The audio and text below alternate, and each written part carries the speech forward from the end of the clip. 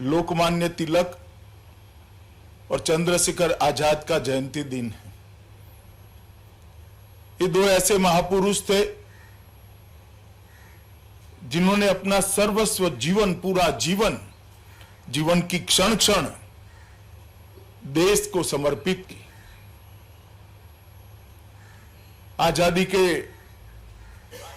आंदोलन में बाल गंगाधर तिलक, लोकमान्य तिलक के योगदान को सदियों तक नहीं भुलाया जा सकता। एक ऐसा व्यक्तित्व था जिनके सामने दो रास्ते थे, ईश्वर ने दी हुई बुद्धिमत्ता, ईश्वर ने दी हुई विद्वता, इसका उपयोग और उपभोग स्वयं के लिए करना या देश के करोड़ों गरीबों के लिए करना, देश की आजादी के लिए करना, देश की संस्कृति और अपने धर्म को आगे बढ़ाने के लिए करना। और उन्होंने बड़ा कठिन रास्ता चुना कि इस देश को आजाद करने के लिए पूरा जीवन समर्पित करें। इतनी विद्वता, इतनी बुद्धिमत्ता, इतनी चातुर्यता होने के बावजूद स्वयं के लिए कुछ करे बगैर भारत के जन जन के अंदर स्वतंत्रता की भावना को जागृत करना, इसको सुदृढ़ करना और उसको एक आंदोलन का स्वरूप देने में बाल गंगाधर तिलक, लोकमान्य तिलक का बहुत बड़ा योगदान रहा। स्वतंत्रता के लिए उन्होंने दिया हुआ मंत्र, आजादी मेरा जन्मसिद्ध अधिकार है, वो मंत्र आज भी भारत के युवाओं को प्रेरित करता है। और मैं मानता हूं कि उन्होंने जो शुरुआतें की, चाहे गणेश उत्सव की शुरुआत की, चाहे लोगों को साक्षर बनाने की शुरुआत की है, चाहे संस्कृति को आजादी के आंदोलन के साथ जोड़ने की शुरुआत की है, इसी के कारण कहते हैं कि लोकमान्य तिलक भारतीय संस्कृति की, भारतीय चेतना की आत्मा थे। चंद्रशेखर आजाद भी भारत माता का वो सपूत जो कभी न झुका, न कभी झुकने का विचार किया। अंग्रेजों के खिलाफ सशस्त्र क्रांति का जो धड़ा था, जो एक अलग विचारधारा थी सशस्त्र क्रांति करके भारत को आजाद कराने की, उसका इतिहास चंद्रशेखर आजाद के नाम के बगैर लिखा नहीं जा सकता। कई सारे युवाओं को उन्होंने प्रेरणा दी, एक अलग दल बनाया और उसी दल ने भारत की आत्मा को झंझोड़ने का काम किया। भारत माता को गुलामी की बेड़ी से मुक्त कराने का, बेड़ियों को तोड़ने के लिए चाहे रास्ता जो वो हो, आप बाहर निकलो, शस्त्र हाथ में लो, सत्याग्रह करो, जो करना है, मगर एक अंग्रेज अब हम पर राज नहीं कर सकता, ये दृढ़ निश्चय उन्होंने आरोपित करने के लिए, वो संस्कारित करने के लिए युवाओं के मन के अंदर एक बहुत बड़ा काम किया। और उनके बलिदान ने उस जमाने में करोड़ों करोड़ों युवाओं को आजादी के आंदोलन के साथ जोड़ा। निर्भीक, दृढ़ निश्चयी और बहुत अच्छे साहित्यकार चंद्रशेखर आजाद को भी मैं आज प्रणाम कर कर विनम्रता से श्रद्धांजलि देना चाहता हूं। और मैं श्री प्रहलाद भाई को निवेदन भी करना चाहता हूं, क्या जितने भी वनों का आप उपवनों की शुरुआत कर रहे हैं, वो सभी को चंद्रशेखर आजाद और लोकमान्य तिलक के नाम के साथ जोड़ना चाहिए। तिलक जयंती और चंद्रशेखर आजाद की जयंती, दोनों मैं मानता हूं कि हमारे लिए एक कोयला विभाग के लिए भी लंबे समय तक इसको आगे ले जाने के लिए बहुत फायदा कराएगी। आज कोयला मंत्रालय और उसके अधीन सारे पीएसयू देश भर के अंदर लगभग 150 स्थानों पर 6 लाख से ज्यादा वृक्ष उनका आरोपण कर पर्यावरण की सेवा में एक बहुत बड़ा अभियान करा है। मैं सभी कोयला मंत्रालय के कर्मचारियों को, अधिकारियों को और कोयला मंत्री जी को, उनकी पूरी टीम को बहुत बहुत शुभकामनाएं देना चाहता हूं। आमतौर पर कोयला के मंत्रालय के लिए पर्यावरण को क्षति पहुंचाने वाला मंत्रालय माना जाता है, मगर जब से मोदी जी देश के प्रधानमंत्री बने हैं और विशेषकर प्रहलाद भाई जब देश के कोयला मंत्री बने तब से पर्यावरण के लिए भी कोयला मंत्रालय की सजगता हमें दिखाई दी पड़ती है। अनेक विध काम उन्होंने शुरू किए हैं। मैं आज इसका बहुत डिटेल जिक्र नहीं करना चाहता। 10 राज्यों के 38 जिलों में 600 एकड़ में टोटल 6000 एकड़ के अंदर वृक्ष लगाए जाएंगे। आज इसमें से 600 एकड़ के अंदर लगाए जाएंगे। 6 लाख वृक्षों का रोपण किया जाएगा, 5 लाख पौधों का वितरण कराया जाएगा और आज 150 स्थानों पर एक साथ इसकी शुरुआत हुई है। मित्रों, जिस प्रकार का जीवन हम जिए हैं और एक विकास की अंधी दौड़ के अंदर हमने भारतीय संस्कृति के मूल मंत्र था कि प्रकृति हमारी मां है, उसका दोहन कर सकते हो, उसका शोषण नहीं कर सकते हो। वो मंत्र को हमने भुलाया और उसी का परिणाम आया कि जो ओजोन का पड़ है, ओजोन का स्तर है, इसके अंदर कई बड़े बड़े छिद्र पैदा हुए और सूर्य नारायण की गर्मी सीधी पृथ्वी पर पड़ने लगी। इसके कारण पृथ्वी का तापमान भी बढ़ा है, जलवायु पर इसकी गंभीर असर उत्पन्न हुई है और जलवायु परिवर्तन से आज पूरी दुनिया डरी हुई है। और इसका एक ही रास्ता है जो हमारे पुराणों ने बताया, हमारे ऋषियों मुनियों ने बताया कि वृक्ष मानव का मित्र है, वृक्ष ही हमें इस संकट से बचा सकता है। और हमारे यहाँ कई ऐसी पौधों की जातियां प्रजातियां हैं जो 100-150 साल तक जीकर मानव की सेवा कर सकती हैं। पीपल 100% ऑक्सीजन देने वाले वृक्षों में से एक है। इसीलिए श्री कृष्ण ने गीता में कहा कि वृक्षों में मैं पीपल हूं। उन्होंने पीपल को अपने साथ इसकी तुलना कर कर पीपल का महत्व बढ़ाया। इसी तरह से नीम और कई प्रकार के जामुन, नीम, बरगद, कई पेड़ ऐसे हैं जो सबसे ज्यादा ऑक्सीजन भी देते हैं और लंबे समय तक जीते हैं। मेरा आग्रह है कोयला मंत्रालय से कि आप जब भी वृक्षों का चयन करें, इस प्रकार के प्राकृतिक परंपरागत वृक्षों का चयन करिए जिनका आयुष्य बहुत लंबा है।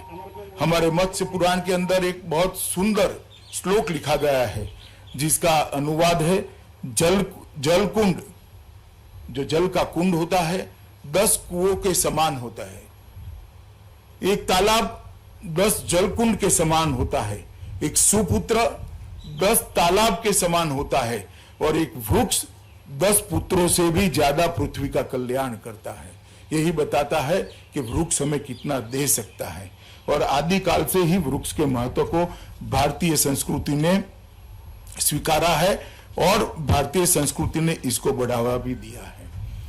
मैं मानता हूं आज का कार्यक्रम सिर्फ इस सीजनल कार्यक्रम न बने, पूरे कोयला मंत्रालय के हर नीचे के नीचे कर्मचारी का संस्कार इससे बने कि हमारे दायित्व देश के पर्यावरण को, दुनिया के पर्यावरण को संभालना भी है।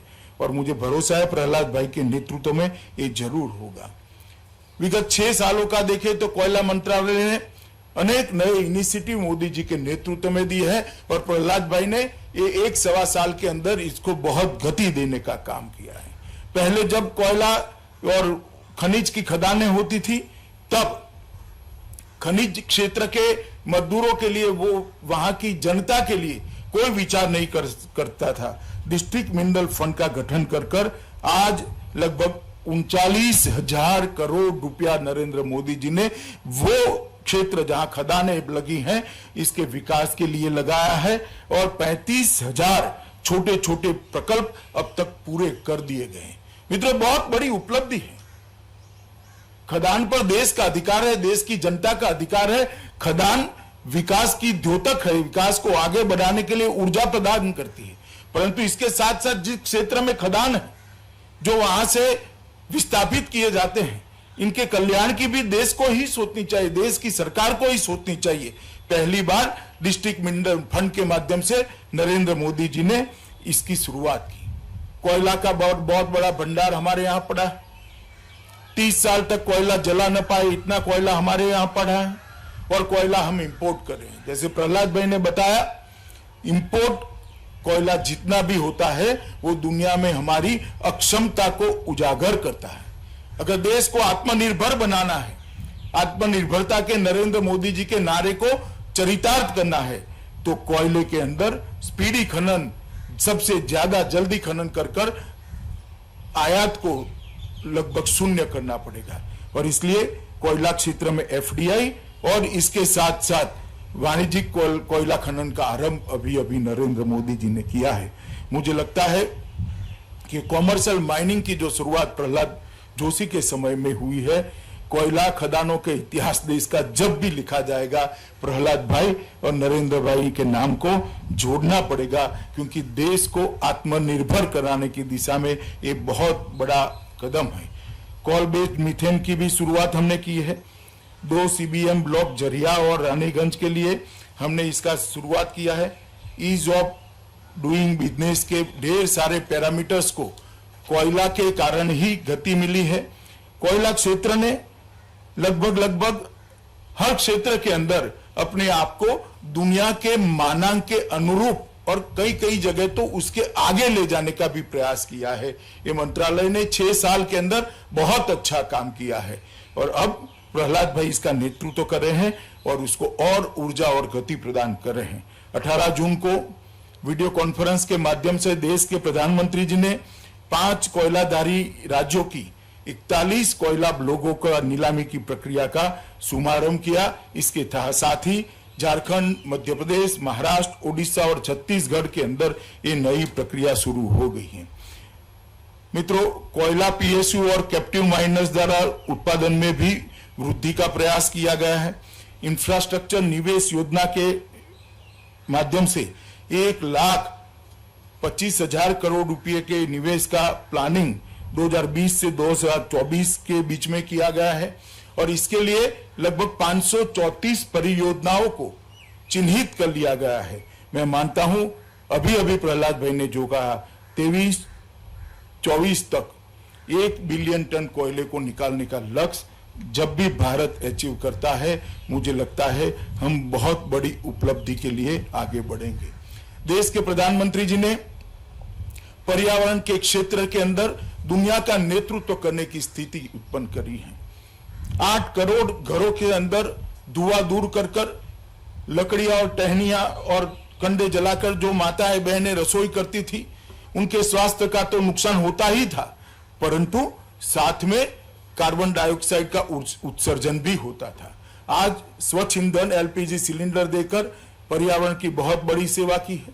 ढेर सारे शहरों के अंदर CNG पंपों की एक लाइन बिछाकर CNG के माध्यम से गाड़ियां चलाने से भी स्वच्छ ईंधन का काम हुआ है। सौर ऊर्जा के लिए देश में भारत नेतृत्व करे, इस प्रकार की व्यवस्था खड़ी की है। गुड़गांव में इसका इंटरनेशनल सेंटर भी बना है और मुझे भरोसा है कि कुछ ही सालों के अंदर देश दुनिया में सौर ऊर्जा के क्षेत्र में सबसे बड़ा उत्पादन करने वाले देशों में से एक होगा। इस प्रकार से जो पेरिस के अंदर कॉन्फ्रेंस हुई थी, उसमें मोदी जी की फॉर्मूला को पूरी दुनिया ने स्वीकार कर एक प्रकार से पर्यावरण के क्षेत्र में भारत को मान्यता दी है।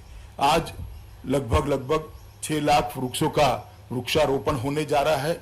तिलक महाराज और चंद्रशेखर आजाद के स्मृति में वो किया जाएगा, इसका मुझे विशेष आनंद है। मंत्रालय और विशेषकर इस मंत्रालय के मंत्री श्री प्रहलाद भाई और नीचे तक उनकी पूरी टीम को इस मौके पर मैं बहुत बहुत बधाई देना चाहता हूं और आशा करता हूं कि पर्यावरण को स्वच्छ रखने का एक कोयला मंत्रालय का अभियान द्रुत गति से स्पीड के साथ आगे बढ़ता रहेगा।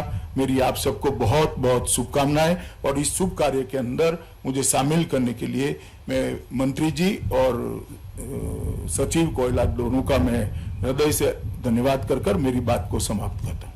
इस तरह की खबरें देखने के लिए आप हमारे चैनल को लाइक करके सब्सक्राइब कीजिए और नोटिफिकेशन बेल ऑन कीजिए। धन्यवाद।